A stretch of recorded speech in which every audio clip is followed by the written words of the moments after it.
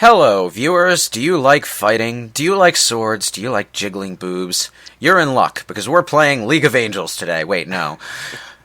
I'm sorry, I had to mention that game. This is bullshit. I'm not good at that. Whatever. Fuck it. every website I go to has ads for that goddamn Flash game, and it's driving me insane. But no, we're playing Soul Calibur V today. Specifically, we're playing through the story mode with occasional breaks in parts 4 and 7 specifically to play some arcade runs, just to show off the stuff that doesn't show up in story mode. Are you sure? Because this looks like a Halo cutscene to me. Halo has magic demon swords and okay, now it looks fantasy, but it looks straight up sci-fi to me at the start. Just because of the lighting and the rock environments and stuff. Yeah, I get swords don't glow. What shit is this? Anyway, what we're seeing is, I suppose, what you could call the canon final battle of Soul Calibur 4. The former main character of the series fighting the former main villain of the series. I say former because neither of these two characters is important at all in this game. Oh, they got the fake Latin chorus out! Yeah! Yep. Okay, Soul Calibur plot in a nutshell. There's an evil sword, and then there's a slightly less evil sword that fights the evil sword. And I say slightly less evil because Soul Calibur, the sword of quote-unquote light, is a bit of an asshole. It's kind of the Shin Megami Tensei concept of chaos and order rather than light and darkness, you know? But it's unlike Atlas, Namco pulls it off with the subtlety of a battering ram to the schnoz. So at what point did Soul Calibur become the asshole sword of good? Because when it comes to plot here... Oh, it's always been the asshole sword of good. Because when I was... as far as story goes... the one I got the most heavily involved with, in some sort, was Soul Calibur 2. And I always got the impression that Soul Calibur was the ultimate end-all be-all good sword compared to Soul Edge. Well, it's been a little less clear in earlier entries because they get more and more clear with it with each passing entry. But it's like, you know, Soul Calibur 5 takes the cake because the final boss is literally the spirit inside Soul Calibur. But yeah. In any case, This is how the game begins. With the actual fight you wish you got to fight in-game, ending as a cutscene. Nightmare dies, Soul Edge gets shattered. You'd think that would be the end of it, but no. Just breaking Soul Edge into a bajillion pieces only ever means a bajillion other Soul Edges are going to pop up around the place. That's the plot of the free-to-play online bot fighting game, anyway. That is a pretty terrible game, but let's talk about Soul Calibur V, since that's actually on screen. What can I say about Soul Calibur V? Ivy's cleavage isn't quite as offensive, and the story mode is actually a story mode, for better or for worse. Opening here is actually what we've already watched, so I'm just going to skip that. Okay, story has story. Yeah, it's one of those annoying cases where the game plays an opening cutscene as its introduction video, and then you go into story mode and you have to watch that scene again. Oh, did you edit that out for this commentary, or...? I just skipped over it in the story mode selection screen. Okay, this unlikable prick is our main character for Soul Calibur V. This is the flag of the Emperor that bestowed favors to the crowd. Now, just picture the Prince of Persia from Sands of Time, and ramp up the asshole level by about 5 notches. You must be the Malfested that are destroying this town. And then give him a really Greek name. Alright, so as we flesh out this story, should we explain to the audience what is our total Soul Calibur experience? Because I'll say right now, mine sort of stops at 2. I have 4 under my belt. By that I mean I played Yoda a lot. when I heard that he was in Soul Calibur 4. You asshole. But most of my experience hails from 2. Yeah. I've never touched a Soul Calibur game. I am awful at 2D fighters. Like, I cannot play them to save my skin. So, Well, the first one you ever played, you said, was Marvel vs. Capcom 3. No, I did download one of the Street Fighter 2 SNES versions off the Wii Virtual Console, and I'm awful at that too. So Well, Soul Calibur is a 3D fighting game. well, Yes. Well, okay, traditional fighting game. But- Well, I'll just call it that then, because I don't know Well, how to play these sorts of 1v1 kind of games very well. when we say traditional fighting game, we usually mean the 2D games, which ever since Street Fighter 2 haven't really changed up their mechanics a whole lot. Like they'll add like one specific mechanic per game, which is usually a form of special attack or a form of countering enemy aggression, but the overall gameplay system rarely changes between entries. 3D fighters, they tend to be a lot more varied. Like you have your standard Tekken, you have Dead or Alive, which has its own like simplified control scheme and emphasis on holds and counters. Then you have Soul Calibur, which has this massive emphasis on weapons and range and reach versus speed. Now, since this is a 3D, okay, and then I have to ask, can you like move around in any direction on the combat? Yes. Oh, okay. Yes. In fact, that's a point to mention with Soul Calibur in particular. Is Soul Calibur has a system called 8-Way Run, which actually provides much more movement freedom than you get in other 3D games. Generally, 3D games have 4-directional movement. You can sidestep to evade, you can walk up, you can walk down, or you can go backward and forward. In Soul Calibur, you can just sort of move in any direction when you feel like it. Which Soul Calibur specifically? Because I don't remember that being that free movement. I don't remember that free movement so much in 2 or 4.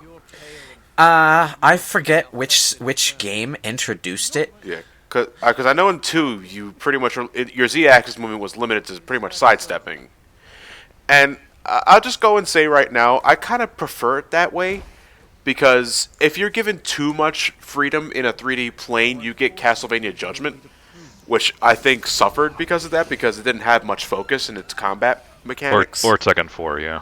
Well, I never played Tekken 4. Tekken 4 was a bit buggy, and it tried to do things that Dead or Alive does infinitely better, like uneven fighting fields with gimmicks and stuff. And yeah, it was a good attempt, but it wasn't very well received, and Namco sort of, backed off with their tail between their legs and went back to making every Tekken the same game, except slightly better.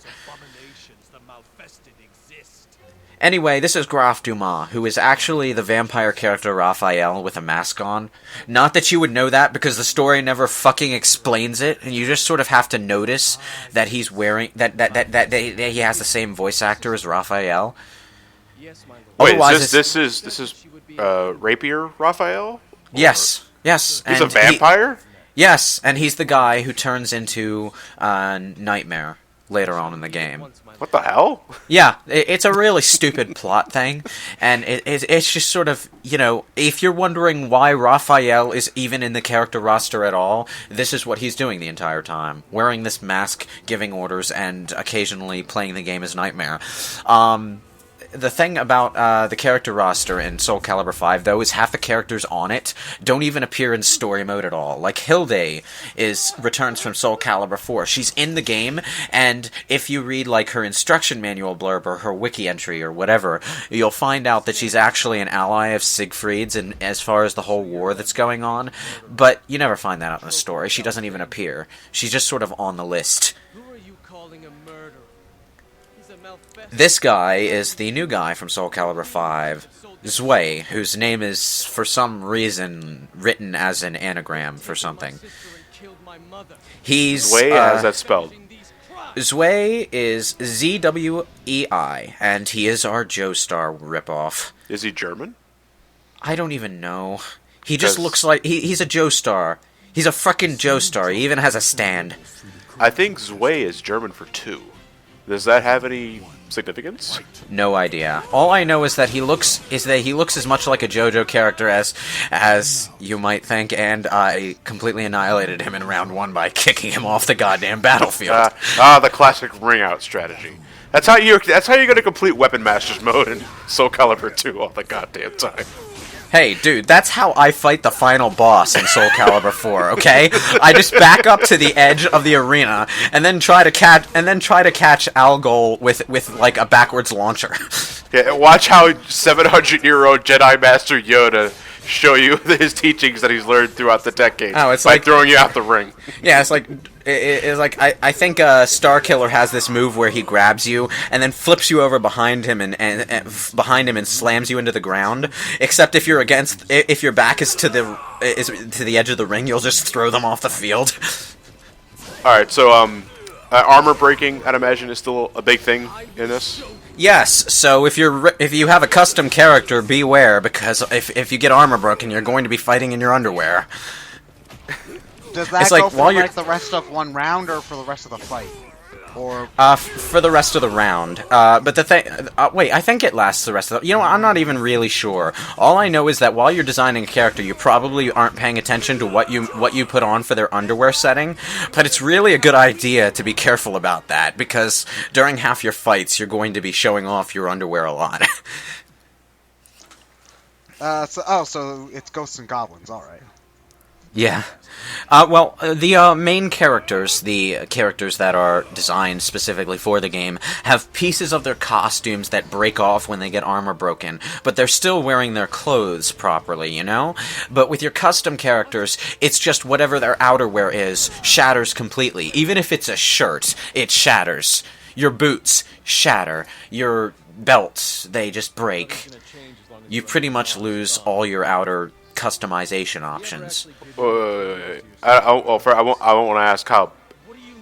I won't ask how boots shatter. But are we playing Soul Calibur or Bloody Roar? Well, Soul Calibur, but you know, Zwei isn't a very popular character. Soul Calibur 5 dropped a lot of characters from Soul Calibur 4's roster. Some of them got replaced by characters with the same moveset, mostly female characters. Some of them aren't represented at all, not even by movesets that you can use in custom creation mode. But do we still have like Soul Calibur, mainstays? Like, is Yoshimitsu in here or? Yoshimitsu is always here. If it's a Namco 3D even when fighting, you don't want him to be. Yeah, if it's a Namco 3D fighting game, if it's Tekken, if it's Soul Calibur, there will be Yoshimitsu, and you will hate him when you're fighting him. Namu. For the most part, you get the mainstays. You get Siegfried, you get Ivy, you get Raphael, you get Nightmare, you get Taki is gone. You get a replacement called I forget what her name is. All I know is that her boob socks aren't quite as tight anymore, and she's quite a lot younger, and she's blonde, and she's very orange and loud. So I assume she's a bit of a Naruto knockoff. But, you know, Namco does this thing, a lot of fighting games do this thing, where when the female characters start to naturally age past a certain point, they just get dropped from the roster. Hilde is a bit of an exception because she started off in her 30s and she's still in her 30s.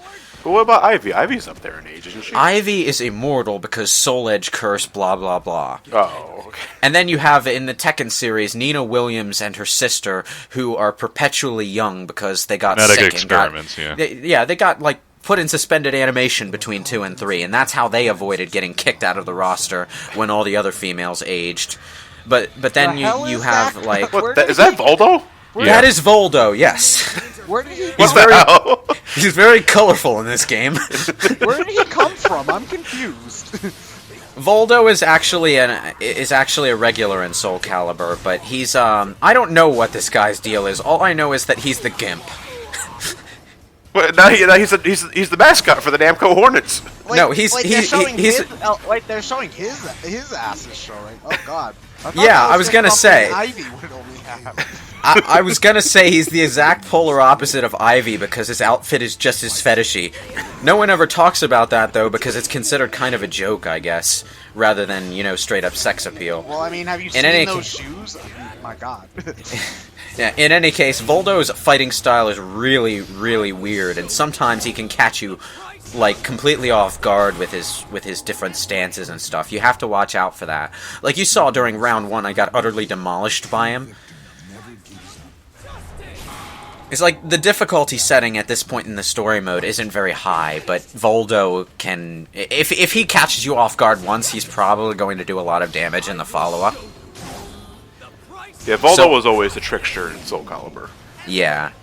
You don't get that much in 3D games, because 3D games are a bit more... They're less fluid, and when moves happen, they just happen. There isn't really as much in the way of animation follow-through and stance changes and whatnot, but that's a major factor in 3D games. So are you playing as this guy, Patroklos? Patroklos, yes. Pacatopoulos. Petroleum. So are you Patroklos is the main character of the story mode. There's another character that you play as a lot in the story mode, and occasionally you'll play as a completely different character for one fight or two fights or whatever. But you don't actually get to play as most of the roster during story mode, which is why I felt the need to do 2 arcade runs over the course of the playthrough. Okay. Ah, okay. Alright. Yeah.